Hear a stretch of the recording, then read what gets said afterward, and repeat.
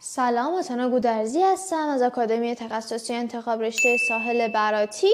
رسیدیم به بخش تداخل امواج صوتی. امواج صوتی نمونه بارز امواج سه‌بعدی ما یه بعدی و دو بعدی رو اومدیم تحلیل کردیم، رسیدیم به بخش سه‌بعدی. امواج سه‌بعدی هم مثل امواج یک بعدی و دو بعدی تداخل دارن. به چه شکل؟ به عنوان مثال ما میایم یه آزمایش انجام میدیم. میگیم چی؟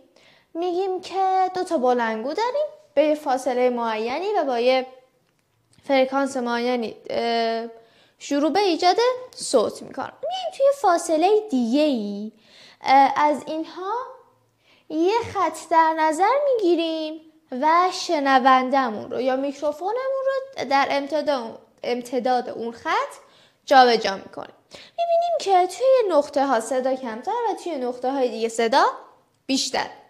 علتش چیه؟ علتش اینه که مثل سری های پیش وقتی که ما دو تا چشمه موج داریم که اینا دارن تولید میکنن، توی بعضی از نقاط هم فرکانس و هم فاز هستن و تداخل سازنده دارن و بعضی از نقاط تداخل برهم زننده که ما این نقاط رو توی امواج صوتی اسم میذاریم به نام L و S.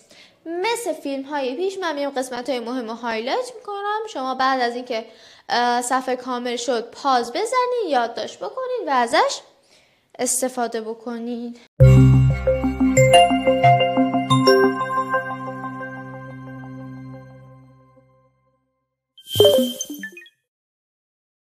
امواج صوتی در سه بعد نیز میتوانند تداخل کنند. به این منظور دو بلندگو را که به یک مولد سیگنال الکتریکی متصلند و امواج سینوسی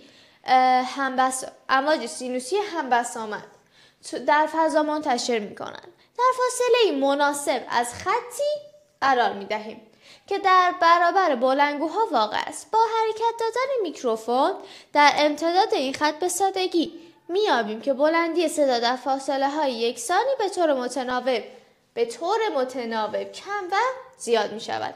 علت این موضوع این است که در نقاطی که با S مشخص شده اند همزمان یک تپه تراکمی و یک تپه انبساطی رسیده و این دو موج تداخل ویرانگر دارند.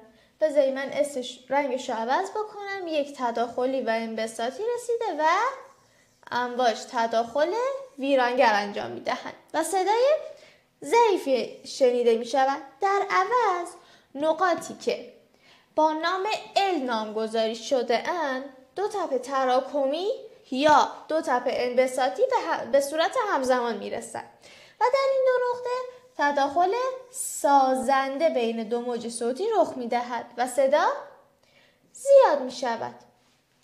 فاصله بین هر نقطه با صدای بالا تا نقطه با صدای ضعیف مجاورش متناسب با طول موج است. پس فاصله بین هر دو نقطه متناسب با طول موج به کار رفته است. این طول موج باید به گونه‌ای انتخاب شود که فاصله ها نه خیلی زیاد باشن نه خیلی کم باشه. اگه خیلی زیاد باشه که خب همچین اتفاقی امکانش کم میشه، ولی وقتی اگه خیلی نزدیک هم باشن که باز تشخیصش نمیشه داد دیگه. یعنی نقاط خیلی صدای بالا و نقاط صدای پایین خیلی نزدیک همن و تشخیص داده نمیشن. باید یه فاصله‌ای باشه که ما بتونیم اونو بشنویم. این میشه از این. بعدی تداخل امواج نوری. دوباره میام یه آزمایش میگیم. اینجا اومدیم که یه چشمه نور داریم و یه شیار اینجا ایجاد میکنه. این میاد تراش میکنه. دوباره دو تا نقطه داریم اینجا S1 و S2. از اینجا به بعد میشه مثل موارد قبلی که هر کدوم از این S1 و S2 ها مثل یک چشمه موج رفتار میکنن و از هر کدوم از اینها یک دسته های موج بیرون میاد. میایم یک کاغذ قرار میدیم، یه نواری قرار میدیم اینجا و نقش اینها رو نگاه میکنیم. میبینیم که نوارهای سیاه داره و نوارهای روشن داره که میشه بیشینه و کمینه های این آزمایش. حالا دقیقا مثل قبلی علتش تداخل سازنده یا ویرانگره. وقتی که روشنه یعنی جفتشون همفاز بودن، ولی وقتی که تاریک شده یعنی دو نوری که از دو تا چشمه مختلف دارن میان، تداخل ویرانگر بوده قسمت‌های تاریک. میم بخونیم. توماس یانگ در اوایل قرن 19 به طور تجربی ثابت کرد که نور یک موج است. در واقع وی نشان داد که نور نیز مانند موج‌های سطح آب، موج‌های صوتی و همه انواع موج‌های دیگر تداخل می‌کند. نور حاصل از یک چشمه تکفام تکرنگ بر روی شکافی میتابد. سپس نور خروجی بر اساس پدیده پراش گسترده میشود و دو تا شکاف S1 و S2 را روشن میکند.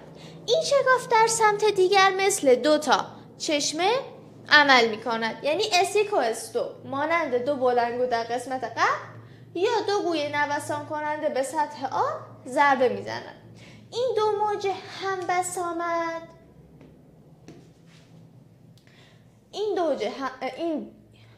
موج همبسامد را در فضای پشت پرده شکاف S1 و S2 ایجاد میکنند.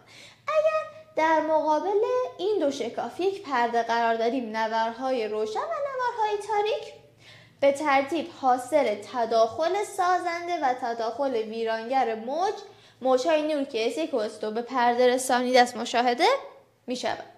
نقش نوارهای روشن و تاریک روی پرده که ناشی از تداخل‌های کاملا سازنده و کاملا ویرانگر است را نقش تداخلی نامیده می شود. پس اینجا هم یه دونه تعریف گفتیم اینجا که یا کاملا سازنده است یا کاملا ویرانگره بهش میگیم نقش تداخلی که برای نورها آزمایشش کرد. حالا بیایم توضیح بدیم که چطوری اینا روشن شدن، چطوری تاریک. این چشمه های S1 و S2 ماست. ما میخوایم توی این نقطه بیایم ببینیم که تاریکه یا روشنه. به عنوان مثال این اولش گفتیم که S1 و S2 دارن میان، موجهاشون میرسن به این نقطه، میبینیم که جفتشون برآمدگیه. ببین این برآمدگیه، اینم برآمدگیه، پس جفتشون میشن سازنده، پس روشنایی کامل داریم. ولی این قسمت موجی که از چشمه S2 میاد برآمدگی داره، موجی که از چشمه S1 میاد فرو رفتگی. پس این دوتا میشن برهمنهی تداخل ویرانگر و تاریک میشه. اینجا هم گفتیم موجهایی که از یک S2 به پرده میرسن اگر مطابق شکل یکی برآمدگی و دیگری فرو رفتگی داشته باشد، موجها در محل نوار مورد نظر در فاز مخالف بوده، تداخل ویرانگر رخ داده و تاریک است. اگر موجهایی که به پرده میرسن هر دو در یک حالت باشند، موجها همفاز بوده، تداخل سازنده دارن و نوار روشنه. دو تا حالتمون رو گفتیم و توضیح دادیم. بریم بعدی. حالا چی میگیم؟ گفتیم اینجا توی آزمایش قبلی اومدیم یه چشمه گذاشتیم، یه دونه مانع گذاشتیم که اینو بیاد تراش بده، ولی اگر ما از لیزر استفاده بکنیم دیگه اون مرحله اول مانع گذاشتن رو نداریم، چون که نورمون تکفام میشه. میگیم که لیزر ما روشن میکنیم، یه مانع میذاریم که همون S1 و S2 رو تشکیل بدیم و بعد دوباره پرده که نقشمون رو میخونیم. حالا این فاصله نورهای روشن و نوارهای تاریک بستگی به لانده چشمه ما داره. ببخشید. بخونیم متنو. گفته اگر از نور لیزر در آزمایش یانگ استفاده بکنیم دیگر نیازی به استفاده از یک تک شکاف نیست. میتوان به صورت مستقیم دو شکاف S1 و S2 را با آن روشن کرد. فقط بهتر است از یک عدسی واگرا استفاده کنیم تا هر دو شکاف توسط نور لیزر روشن شوند. گفته که این وسط یه دونه عدسی واگرا بذاریم که این دوتا باز بشه، هر دو تا شکافمون روشن بشه. پهنای هر نوار تاریک با روشن که مساوی فرض می شود و متناسب است با طول موج بکار رفته در آزمایش. پس ما پهنای نوارهای تاریک و روشنمون رو مساوی قرار میدیم و متناسب با طول موج بکار رفته توی چشمم. آزمایش یانگ را با نور تکفام آبی انجام شده است. اگر با همان وسایل فقط نور بکار رفته را تغییر دهیم، این بار نور تکفام قرمز استفاده می‌کنیم. پهنای نوارهای تاریک یا روشن چه تغییری می‌کند؟ ما گفتیم که پهنای نوارهامون متناسب با لانداست. لاندای نور آبی و قرمز متفاوته. لاندای نور قرمز بیشتره. پس پهنای نوارهای ما وقتی که داریم نور قرمز رو استفاده میکنیم بیشتر میشه از پهنای نوارهامون وقتی که با نور آبیه. جوابش هم اینجا واسه تون نوشتم. نکته داریم. گفته که چی؟ نکته به ما گفته اگر آزمایش یانگ را با نور ترکیبی انجام دهیم، هر کدام از طول موجها طرح تداخل جداگانه‌ای تشکیل میده. یعنی فکر کن که شما یه دونه نور سفید داری میدی، همه طول موجها رو داره. بعد میخوای بیای که طرح تداخلیشون رو ببینی. هر کدوم از این طول موجها یه طرح تداخلی جداگانه‌ای برای خودش ایجاد میکنه که هر کدوم به تفکیک قابل دیدن و قابل اندازه گیریه. ولی وقتی همه اینها میاد رو هم، چه اتفاقی میفته؟ هر کدوم طرح خودش رو ایجاد میکنه بدون اینکه حواسش باشه یه نور دیگه ای هم وجود داره. بعد ما چی میبینیم؟ امکان داره که یه چیز قاطی ببینیم که ولی یه نوارهایی داره. ولی به احتمال بیشتر، یعنی به احتمال بیشتر ما طرح خاصی رو نمیبینیم. در نهایت چیزی که روی پرده دیده میشود تمام طرح‌های تداخلی است که روی هم افتاده است و گاهی اوقات طرح تداخلی مشخصی دیده نمیشود. موج ایستاده چیه؟ شما فرض کنید که دو تا موج سینوسی دارین. این دوتا دارن با هم برهم نهی میکنن. وقتی که دو تا نقطه داریم که تداخل ویرانگر دارد، خب این نقطه ثابت میشه. ما به این نقاطی که ثابت هستن و نوسانی ندارن میگیم گره. یه نقاط دیگه داریم که ماکسیموم فاصله از اون نقطه تعادل دارن که انگار تداخل سازنده دارن. بهشون میگیم شکم. پس وقتی دو تا موج سینوسی داریم، دو موج سینوسی کاملا مشابه در جهت مخالف در حال انتشار هستند، نقاطی که حرکت و نوسان ندارن میشن گره، نقاطی که ماکسیموم نوسان رو دارن میشن شکم. به این موجها میگن موجهای ایستاده، چون خیلی تغییر نمی کنن و همواره تو همون لحظه فقط بالا و پایین میرن. بخونیم. فرض کنید دو موج سینوسی کاملا مشابه در جهت مخالف در حال انتشار هستند.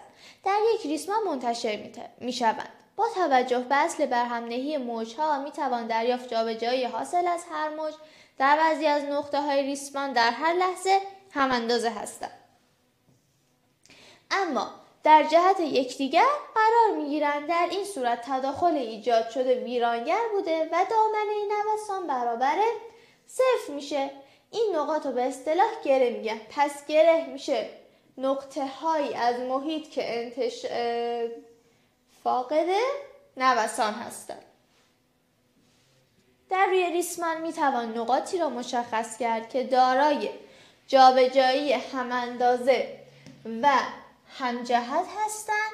در این صورت با توجه به اصل برهمنهی امواج تداخل سازنده در این نقاط ایجاد شده و دامنه نوسان نقاط 2 برابر دامنه های موج اولیه است. به این نقاط اصطلاحاً شکم میگن. پس شکم میشه نقطه های از محیط که با بیشترین دامنه نوسان میکنن. پس موج ما پیش رونده نیست.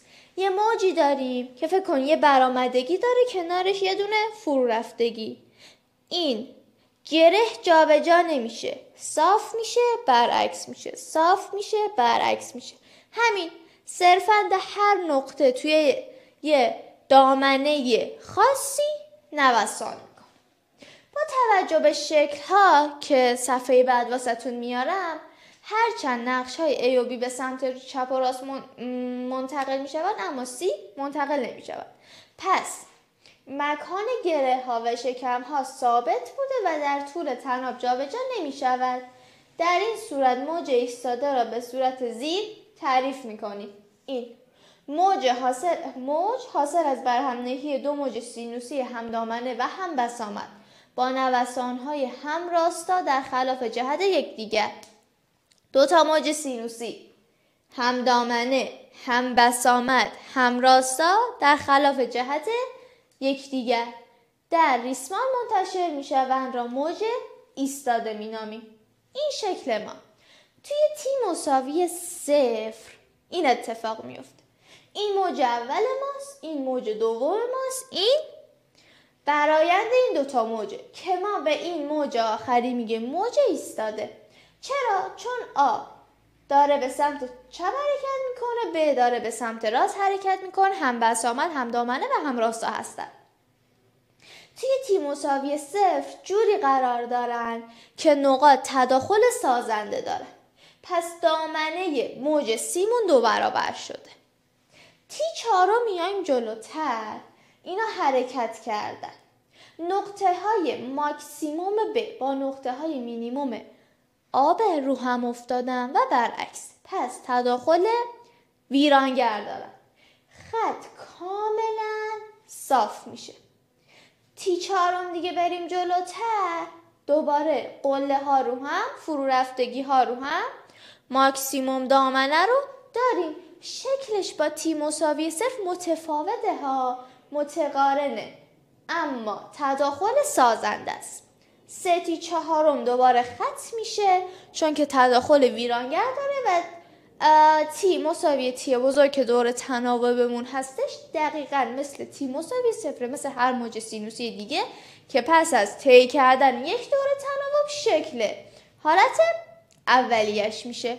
پس ما یه دور تناوب کامل رو با این موج هامون رفتیم جلو، دیدیم که توی هر 1/4 اینا تغییر میکنن، کم کم از ماکسیموم دامنه میاد به 0 میرسه، دوباره ماکسیموم دامنه، دوباره 0، ولی قسمت شکم ها و گره ها ثابتن. شکم ها همواره این وسط های گره قرار دارن. ببینین همچنان شکم ها این وسطن، شکم ها این وسطن، گره ها هم که جاشون مشخص. موج‌های ایستاده چند تا نکته دارن. ما الان موج‌های ایستاده رو توضیح دادیم ولی میخوایم نکته های مهمش رو با هم دیگه دور بکنیم.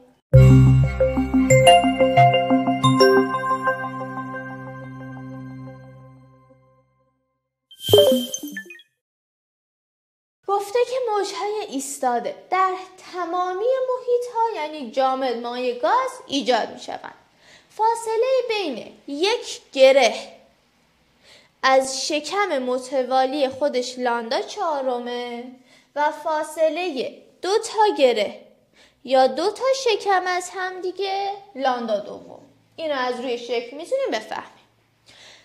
نقاط قرار گرفته بین 2 گره متوالی همگام نوسان میکنن. ببین من اینجا 2 تا گره دارم، درسته؟ توی این فاصله بین 2 تا گره همه دارن به سمت پایین میان. بین این 2 تا فاصله گره همه دارن به سمت بالا میان، ولی اگر از این 2 تا گره بپرم اون 2 تا گره معکوس هم دیگه هستن. این از اومدی این 5 دامنه نوسان تمامی نقاط با همدیگه برابر نیست. دامنه نوسان تمامی با هم نیست، اما دامنه نوسان هر نقطه ثابته. ببین دامنه نوسان B مثلا میگیریم 2، دامنه نوسان A مثلا 1.5. همواره دامنه نوسان نقطه B 2 سانتیمتره، دامنه نوسان نقطه A 1.5 سانتیمتره. هر نقطه برای خودش یک دامنه خاص و ثابت داره. اما من که نقطم اینجاست با بعدی نوسانهای مختلفی داره. نقاطی که در دو طرف یک گره هستن ناهمگام نوسان میکنن. گفتم بهتون آ و ب دارن به سمت پایین میان، سه داره به سمت بالا حرکت میکنه. بسامد نوسان تمامی نقاط روی موج ایستاده یکسان و برابر است. برابر بسامد دو موج سازنده ایجاد شده است. این هم یه نکته مهمه دیگه. بسامدها ثابت، یکسان و برابر بسامد دو موج سازنده است که اون دوتا هم بسامدشون با هم دیگه برابر بودن. حالا بگیم که بسامدهای تشدید تار چی هستن؟ وقتی که ما یک تار رو میایم به دو نقطه متصل میکنیم انگار واسش دو تا گره ایجاد کردیم. بسامد اولیه‌ای که تولید میشه اینه که دو تا گره و یک شکم داره. هر چقدر که ما این بسامد رو تغییر بدیم این اتفاق میفته. اون دو تا گره که هست توی حالت دوم یه گره هم وسط ایجاد میشه 3 تا گره 2 تا شکم و همینطور به مراتب بالاتر میریم. حالا این طول تناب ما با لاندا یه رابطه ای داره که فرمول اونو باید به دست بیاریم. فرمول فرکانس بر حسب طول تنابمون رو هم به دست میاریم. این صفحه چی گفتیم؟ گفتیم که در صورتی که تار بین دو نقطه تا ثابت شده باشد بین طول موج و طول تار رابطه مشخصی برقرار است. این رابطه وابسته به بسامد نوسان‌های تندی انتشار موج در تار و طول تار است. پس به بسامد و طول تار برای مشخص کردن این رابطه فرض کنید تاری بین دو نقطه محکم بسته شده است و با اعمال نیروی F من اینو گرفتم کشیدم F نیرو وارد کردم و رهاش میکنم ایجاد شده. همانطور که میدانید در مکانهایی که تار ثابت شده است گره ایجاد میشود. بنابراین در این حالت در دو انتها گره تشکیل خواهد شد چون بین دو گره همواره یک شکم در ساده ترین حالت ایجاد می شود. بنابراین در حالی که از دو انتها ثابت شده است در ساده ترین حالت دو گره و یک شکم ایجاد می شود. ممکن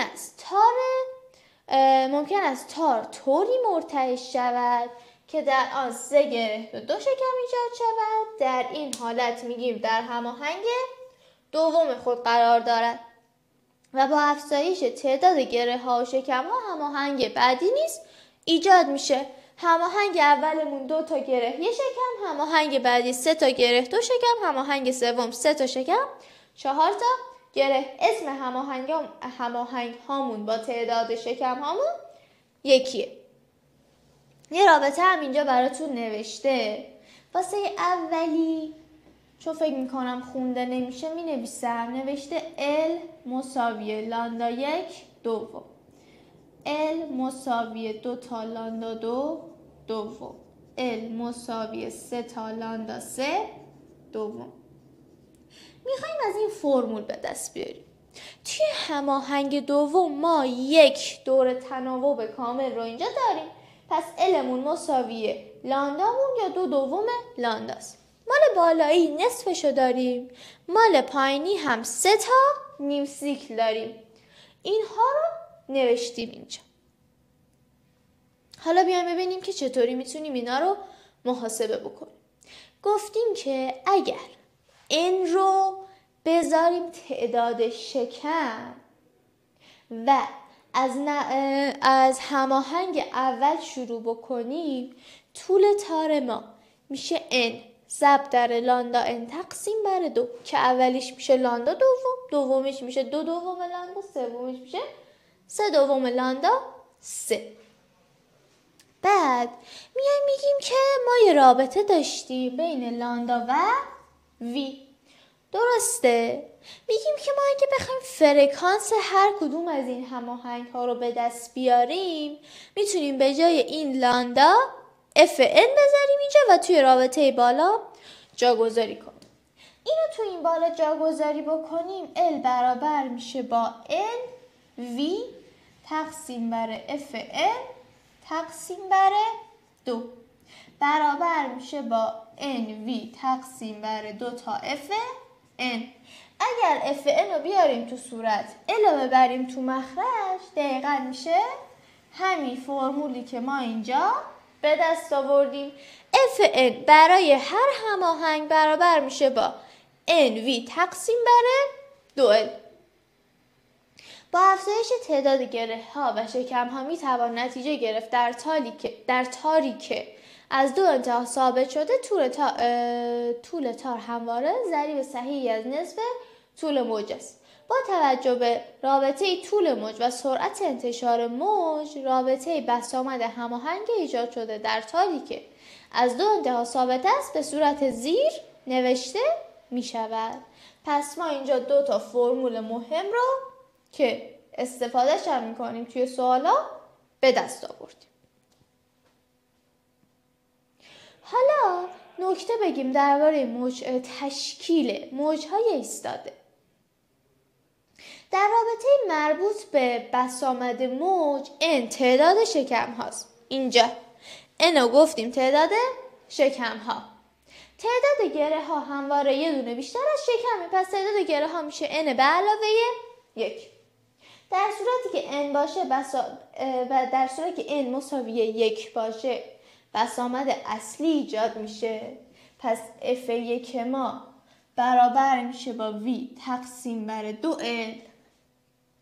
رابطه بسامد هماهنگ نم و بسامد اصلی میشه n برابر بسامد اولیه.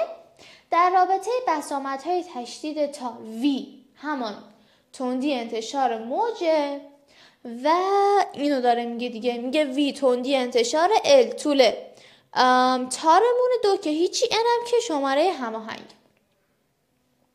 اختلاف بسامد 2 تار هماهنگ متوالی ایجاد شده با بسامد اصلی برابره. یعنی چی؟ یعنی F n منهای F n منهای 1 برابر F 1 همواره. این رابطه همواره برقرار. وقتی یک نوازنده گیتار یا ستار و غیره می نوازد بر اثر ضربه ها تار گرم و شل می شود. کشش آن نیز کم می شود. در این صورت بسامد اصلی تار کاهش می یابد و نوازنده با صفر کردن دوباره تار این مشکل رو حل می کنه. پس ما وقتی داریم ضربه می زنیم گرما ایجاد میشه، گرما تارمون رو گرم و شل میکنه. وقتی این اتفاق میفته بسامدمون تغییر میکنه. ما برای اینکه برسیم دوباره به همون بسامد قبلی که بتونیم با همون تون و بسامد بنوازیم میایم تارها رو سفت‌تر، یعنی یک کم از این باز شدگی تار رو جمعش میکنیم و به همون بسامد قبلی میرسیم. سوال حل کنیم با هم دیگه. گفته که چی؟ گفته در یک تار مرتعش به طول 50 سانتی متر چگالی خطی 5 گرم بر متر، بسامد اصلی 200 هرتز. نیروی کشش تار چند نیوتن است؟ اول از همه ما باید ببینیم که چه فرمولایی اینجا استفاده میشه. ما گفتیم که توی بسامد اصلی ما یعنی F 1 ما برابر میشه با V تقسیم بر 2L. نیرو رو میخواد. ما میگفتیم که سرعت انتشار برابر میشه با رادیکال F تقسیم بر میو. خب از رابطه اول میایم V رو محاسبه میکنیم، بعد میذاریم تو رابطه دوم و F رو به دست میاریم. میگیم چی؟ میگیم که بسامد رو به ما داده 200 ضرب در 2 ضرب در طول داده 50 سانتی متر میشه نیم متر برابر میشه با وی ما. محاسبه که انجام بدیم 2 با نیم خط میخوره، میشه 200 متر بر ثانیه. میایم میذاریم پایین، میگیم وی به توان 2 برابر میشه با اف تقسیم بر میو. پس اف ما برابر میشه با میو ضرب در وی به توان 2. میو رو گفته 5 گرم بر متر باید تبدیل بشه، میشه 5 ضرب در 10 به توان منفی 3 کیلوگرم بر متر ضرب در 200 به توان 2. محاسبه که بکنیم اف ما به دست میاد 200 نیوتن، نیرویی که به تار وارد کردیم و اون رو کشیدیم. پس اول اومدیم از روی رابطه فرکانسمون سرعت انتشار رو محاسبه کردیم، گذاشتیم پایین، 2 طرف معادله رو به توان 2 رسوندیم، اف رو بر حسب میو و وی نوشتیم، محاسبه کردیم و نیرومون به دست اومد. سوال بعدی چیه؟ سوال بعدی میگه که طول یک تار مرتعشی به طول 1 متر. پس ال رو به ما داده 1 متر با بسامد 300 هرتز. پس اف رو هم به من داده 300 هرتز. در حال ارتعاش است. تعداد گره 6. ما گفتیم n میشه تعداد شکم. تعداد شکم هم یه دونه از گره کمتره. پس n ما میشه 6 منهای 1 مساوی 5. تندی انتشار در طول تار چقدره؟ ما گفتیم چی؟ گفتیم Fn برابر میشه با Nv تقسیم بر 2 L. N رو داریم، F رو داریم، L رو داریم، V به دست میاد V برابر میشه با 300 ضرب در 2 ضرب در 1 متر تقسیم بر N. N ما هم 5. از اینجا به راحتی سرعت ما به دست میاد 120 متر بر ثانیه. یه فرمول کوچیک داریم اینجا، مسئله هامون باهاش حل میشه. تا همینجا کافیه، بقیه‌شو جلسه بعد ادامه میدیم. خسته نباشید و موفق باشید.